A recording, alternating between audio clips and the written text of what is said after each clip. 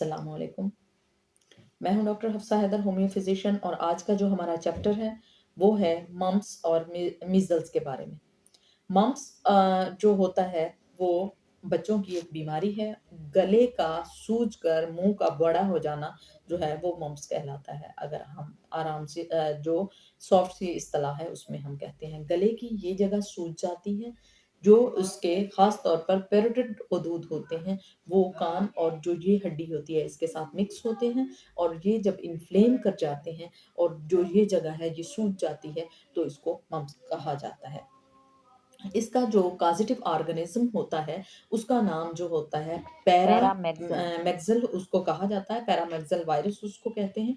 और जब पैरामैक्सिल अंदर चला जाता है तो अपनी बहुत सारी जो कॉलोनियां हैं उनको ये बनाता है और उसको बढ़ाता है।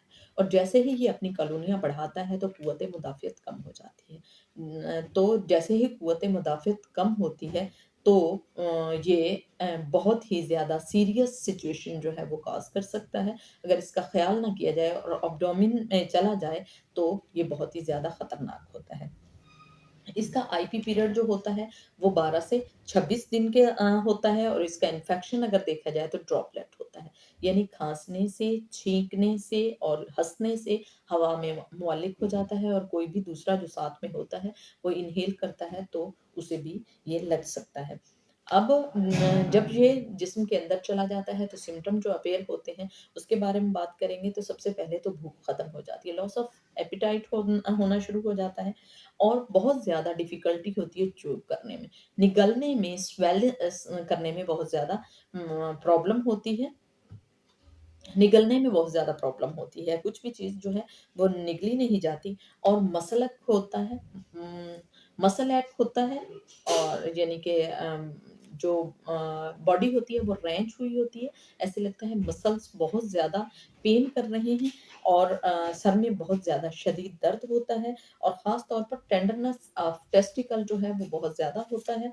और बच्चे जो हैं बहुत ज़्यादा रोते हैं और पेन उन्हें बहुत ज़्यादा महसूस होता है। उसके बाद हम आ जाते हैं मीज़ल्स की तरफ। मीज़ल्स किसको कहते हैं? खसरे को कहते हैं। और इसका कॉज़ेटिव ऑर्गेनिज़्म जो होता है पैरामैक्सिल ये होता है। इसे रूबेला वायरस भी कहा जाता है। इसका आईपी पीरियड भी 12 से 26 दिन के दरमियान में होता है, और इसके जो सिम्पटम होते हैं ख़ास तौर पर वो स्पॉट्स की तरह का होते हैं, और जिस्म के अंदर ऐसे लगता है जैसे रैश टाइप जो है दाने वो निकल आए हैं। और अगर जिसने वैक्सीन ना लगवाई हो तो उसको कुछ ज़्यादा प्रॉब्लम जो है वो इंक्रीज़ हो सकती है। अब हम आते हैं इसके सिम्पटम की तरफ। पहले जिस्म पर रैश से पड़ जाएँगे, फिर हाई फ़ीवर होगा और साथ में खाँसी होगी। नाक बह रही होगी और वाटरी आइज़ होंगी। नाक में और आँखों में वाटरी सेंसेशन आने लगेंगे, और बहुत ज़्यादा एंग्ज़ायटी जो है वो होगी, और इसका बहुत ज़्यादा ख़्याल रखना चाहिए। अगर ख़्याल नहीं रखा जाता तो निमोनिया और टीबी जैसे सिम्पटम भी आ जाते हैं। बहुत सारे स्टूडेंट ये कहते हैं कि मैम हमें मीज़ल्स में और चिकन पॉक्स में समझ नहीं आता कि मीज़ल्स भी अप्रॉक्सिमेटली उसी तरह का होता है, और वो भी, मगर अगर देखा जाए तो ये थोड़ा डिफरेंट होता है। ज़ाहिर है उसमें रैश से पड़ते हैं जो मीज़ल्स होता है, और चिकन पॉक्स जो होता है वो एक बड़ा सारा दाना बनता है, फिर उसी जैसा और बनता है। मगर मीज़ल्स भी अगर अनहाइजीनिक जगह पे हम हैं और वहाँ पे जब वो क्रोनिक हो जाता है तो उसकी शक्ल भी थोड़ी-सी मिक्स अप हो जाती है। अगर आपने इसको डिफरेंशिएट करना हो और आपको पता ना चल रहा हो तो किस तरह से हम इसको डिफरेंशिएट करेंगे। अगर माथे से पे कोई फिंसी निकली है, या चेहरे पे अगर आया है, दाने से निकले हैं या रैश है, आप उसकी मॉम से पूछेंगे छोटे बच्चे की, या जो भी उसका अटेंडेंट होगा आप उससे पूछेंगे, और जब वो कहेंगे कि चेहरे पर पहले दाने थे, नाक में फुंसी थी या माथे पर ऐसा था, तो मीज़ल्स है। और अगर चिकन पॉक्स है तो नीचे से ऊपर की तरफ बीमारी आ रही होगी, यानी दाने पहले सीने पर निकले होंगे, फिर इसी तरह ऊपर की तरफ आ रहे होंगे। मगर जो मीज़ल्स होता है वो शुरू में ही चेहरे की तरफ से ऊपर से सॉरी नीचे की तरफ आ रहा होता है, और जो चिकन पॉक्स होता है नीचे से ऊपर की तरफ जा रहा होता है।